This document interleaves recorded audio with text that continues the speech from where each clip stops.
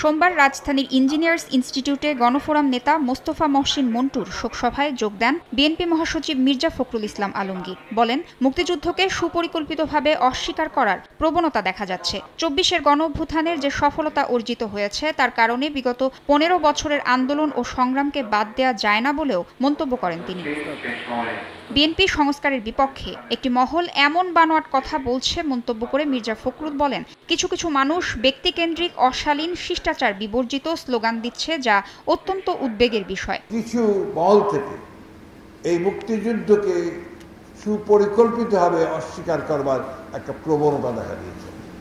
অত্যন্ত উদ্বিগ্ন হই যখন দেখি যে স্লোগান হচ্ছে ভয়াবহ রকমের ব্যক্তিকেন্দ্রিক অশালীন শিষ্টাচার বিবর্জিত স্লোগান দিচ্ছে আমাদের কিছু কিছু মহল। একই অনুষ্ঠানে বিএনপির আরেক নেতা আমির খসরু মাহমুদ চৌধুরী বলেন, নির্বাচন ও গণতন্ত্রের মাধ্যমে যে নতুন বাংলাদেশ গড়া সম্ভব, একটি গ্রুপ শুধু নিজেদের স্বার্থে সেই সম্ভাবনাকে বিনষ্ট করার চেষ্টা করছে।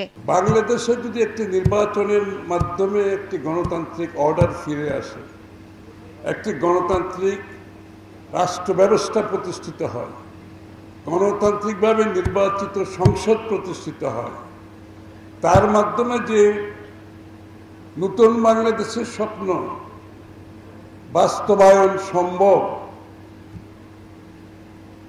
সেই সম্ভাবনাকে আমার মনে হয় বাধাগ্রস্ত করার জন্য কিছু শক্তি মাঠে নেমেছে। অনুষ্ঠানে আরও উপস্থিত ছিলেন গণফোরামের ইমেরিটাস সভাপতি ডক্টর কামাল হোসেন, নাগরিক ঐক্যের সভাপতি মাহমুদুর রহমান মান্না ও গণসংহতি আন্দোলনের প্রধান সমন্বয়কারী জোনায়েদ সাকি। গণতন্ত্র ও দেশের স্বার্থে সবাইকে ঐক্যবদ্ধ হওয়ার আহ্বান জানান তারা। আসলে যেটা আমাদের গণতন্ত্র আমরা চাই, প্রাতিষ্ঠানিক রূপ দিতে চাই, সেই গণতন্ত্রকে আমরা এখনো প্রতিষ্ঠা করতে পারিনি।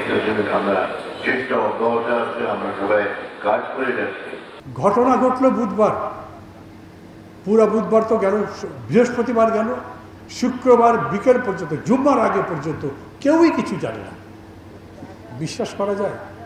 যখন ভিডিও আমাদের সামনে আসলে আমরা দেখলাম, চতুর্দিকে মানুষের জটলা। মানুষ তো দেখেছে, পুলিশ দেখেনি, পুলিশ কিছুই করেনি। ভিডিওতে যখন ছবিগুলো বেরোলো তখন পুলিশের মনে হলো কিছু কিছু লোক অ্যারেস্ট করা দরকার, তার অ্যারেস্ট করলো। এটা মেনে নেওয়া যায়? যে রাষ্ট্রে ন্যায় বিচার নেই, সেই রাষ্ট্র আর রাষ্ট্র হিসেবে টিকে থাকার সক্ষমতা রাখে না। সেটা শেখ হাসিনার রাষ্ট্র প্রমাণ করেছে। গণতান্ত্রিক ব্যবস্থা কায়েম করতে হবে, বিদ্যমান এই যে ফ্যাসিবাদী বন্দোবস্তের বদল ঘটাতে হবে। এ সময় দেশে ন্যায় বিচার প্রতিষ্ঠিত করার উপর জোর দেন তারা। তাসনিয়া নিশাত মিম, সময় সংবাদ, ঢাকা।